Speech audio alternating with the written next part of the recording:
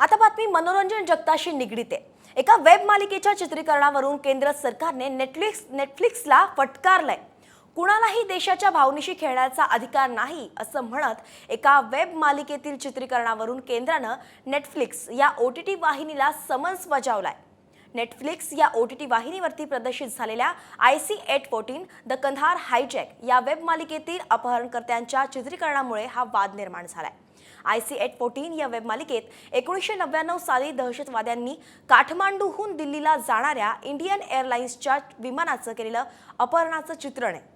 त्यातील कथितरित्या वादग्रस्त भागाबद्दल स्पष्टीकरण द्यावं असा केंद्र सरकारने नेटफ्लिक्सच्या आशय प्रमुखांना समन्स बजावलाय। आता बातमी मनोरंजन जगताशी निगडीत आहे। एका वेब मालिकेच्या चित्रीकरणावरून केंद्र सरकारने नेटफ्लिक्सला फटकारलंय।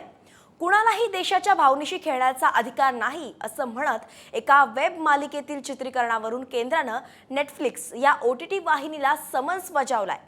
नेटफ्लिक्स या OTT वाहिनीवरती प्रदर्शित झालेल्या IC-814 द कंधार हायजॅक या वेब मालिकेतील अपहरणकर्त्यांच्या चित्रीकरणामुळे हा वाद निर्माण झालाय। IC-814 या वेब मालिकेत 1999 साली दहशतवाद्यांनी काठमांडूहून दिल्लीला जाणाऱ्या इंडियन एअरलाइन्सच्या विमानाचं केलेलं अपहरणाचं चित्रण आहे।